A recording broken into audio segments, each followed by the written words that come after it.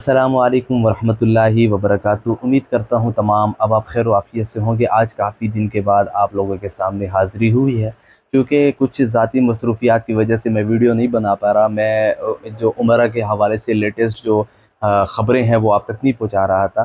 तो कुछ ज़ाती मसरूफ़ियात की वजह से, क्योंकि मैं आउट ऑफ सिटी था, जिसकी वजह से मैं लाइव यहाँ पे वीडियो नहीं बना सका। तो इंशाल्लाह आज से इरादा है कि मैं प्रॉपर वीडियो बनाऊँगा आप लोगों के साथ, जो उमरा के हवाले से, उमरा से रिलेटेड, जो भी हज के रिलेटेड, उम्रा के रिलेटेड, सऊदी है, जो लोग उम्रा पे जाते हैं, होटल्स, जो इस रिलेटेड जो भी वीडियोस होगी इंशाल्लाह वक्तन फ़वक्तन आप लोगों के सामने मैं शेयर करता रहूँगा। तो आज जो नई पॉलिसीज़ जो आई हैं उसके ऊपर जो प्रॉपर जो एक निज़ाम आ चुका है उसके ऊपर हम वीडियो बनाएँगे कि क्या-क्या नई पॉलिसीज़ आई हैं, क्या-क्या उन्होंने चीज़ें मुतारिफ़ करवाई हैं। सबसे पहले जो था, हम लोग पासपोर्ट भेजते थे तो उसमें हमें सिर्फ़ वीज़ा मिल जाता था, ओनली वीज़ा। हमें वीज़ा अप्लाई करते थे, हमें मिल जाता था। लेकिन अब नई पॉलिसीज़ के तहत ओनली वीज़ा हमें बिल्कुल नहीं मिलेगा। कैसे वीज़ा मिलेगा, किस तरह हिसाब से वो हमें वीज़ा देंगे, अनाउंस करेंगे, तो ये सारी जो है वो तफ़सील इस वीडियो के अंदर है। इस वीडियो के अंदर आखिर तक हमारे साथ जुड़ी रहिए, डिटेल से हम इसके ऊपर बात करेंगे।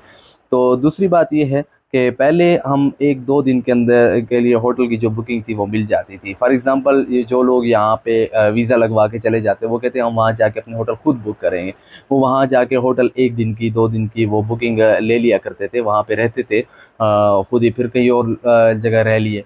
तो ऐसे अब ये तरतीब बिल्कुल उन्होंने ख़त्म कर दी है। अब 1-2 दिन के लिए होटल की बुकिंग नहीं मिलेगी। होटल की बुकिंग कैसे मिलेगी? जितने दिन आपने वहाँ पे रहना होगा उतने दिन की ही आपको बुकिंग वहाँ पे मिलेगी। 1-2 दिन की होटल की बुकिंग नहीं मिलेगी। उसके अलावा पहले जो था वो गैर रजिस्टर्ड में भी बुकिंग मिल जाती थी। अब गैर रजिस्टर्ड होटल है, बुकिंग जो है वहाँ पे आप ले सकते थे। अब इस नई पॉलिसीज़ के तहत आप जो है वो बग़ैर रजिस्टर्ड होटल के अंदर बुकिंग नहीं ले सकते। अगर आप बुकिंग लेते हैं तो आपको वीज़ा नहीं मिलेगा। जो रजिस्टर्ड होटल हैं उन्हीं के अंदर आपको बुकिंग लेना लाज़मी होगी। अच्छा, पहले जो है वो बग़ैर ट्रांसपोर्ट को आपको वीज़ा मिल जाता था।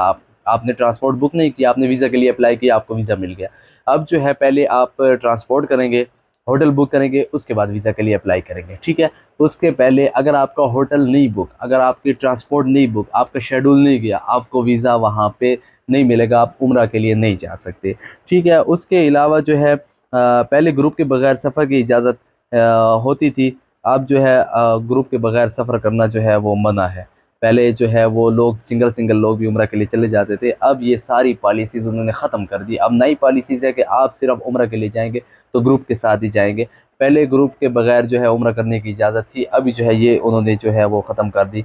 पहले आप ग्रुप के साथ फ़्लाइट या ट्रांसपोर्ट होती थी, होटल जो है वो अलग से लिया जाता था। आप ग्रुप के साथ जाते थे, आप वहाँ पे सिर्फ़ फ़्लाइट टिकट ले ली और ट्रांसपोर्ट ले लिया, उसके अलावा आप वहाँ जाके होटल कहते कि आप खुद अलग से बुकिंग करते हैं, ये सिस्टम था।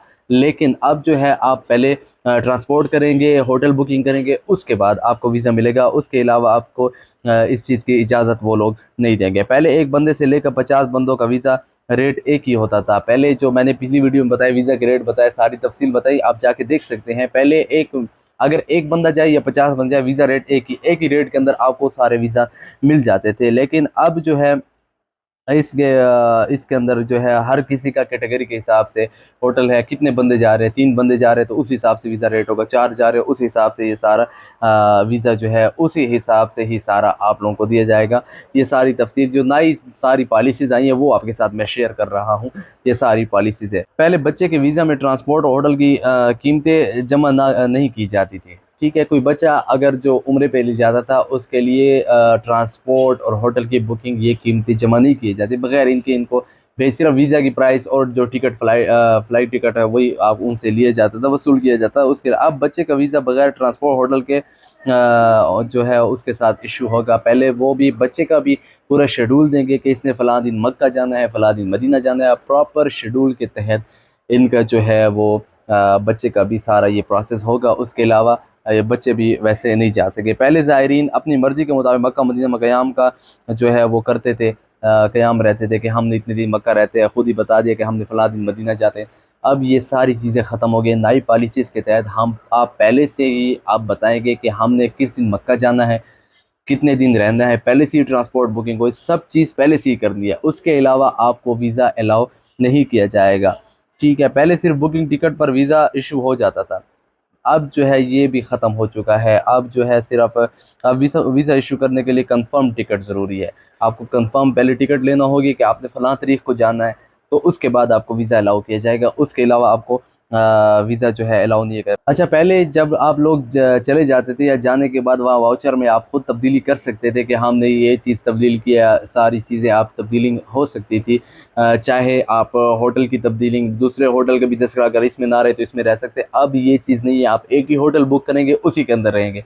जो वोचर आपने उनको दे दिया, अब उसी के मुताबिक जो है वो सारा होगा, दोबारा वो वोचर जो है वो तब्दील नहीं होगा। पहले इकामा होल्डर अपने उम्रा ज़ायरीन व अकारिब के साथ होटल में क़याम कर सकते थे, अब वो भी यहाँ पे क़याम नहीं कर सकते। अब जो लोग उम्रा पे जाएंगे, जिन्होंने बुकिंग की है, सिर्फ वही लोग ही क़याम कर सकेंगे। ये सारी जो है नई जो पॉलिसीज़ हैं, पुरानी पॉलिसीज़ और नई पॉलिसीज़, सारा मैंने आपको डिफरेंट जो इनका था वो सारा मैंने बता दिया, क्या क्या डिफरेंस है इसमें अंदर। सारे ये मैंने आप लोगों के साथ शेयर कर दिया। अल्हम्दुलिल्लाह कारवान जुनैद पहले भी इन सारी चीज़ों के ऊपर पूरा उतरता आया, इंशाल्लाह आगे भी पूरा उतरता रहेगा। और इंशाल्लाह ये सारी पॉलिसीज़ हैं, इस पे अमल करें, इस चीज़ को सीरियस लें। खुदा ना खास्ता ऐसा कोई प्रॉब्लम ना बने कि आपकी सारी पेमेंट भी ज़ाया हो जाए और आप उम्रा पे ना जाएँ। सारी पॉलिसीज़ पे अमल करें, एक रूल के तहत उम्रा पे जाएँ। आपको ना परेशानी होगी, ना उनको परेशानी होगी। जो अभी रिसेंटली जो मसाइल हज के लिए बने, तो ये सारी चीज़ें आपके सामने हैं। तो इसलिए सारी चीज़ें आप इस सारी चीज़ों को गौर से देखें और उसके बाद आप कोई कदम उठाएँ। मिलते हैं अगली वीडियो में, तब तक के लिए अल्लाह हाफ़िज़।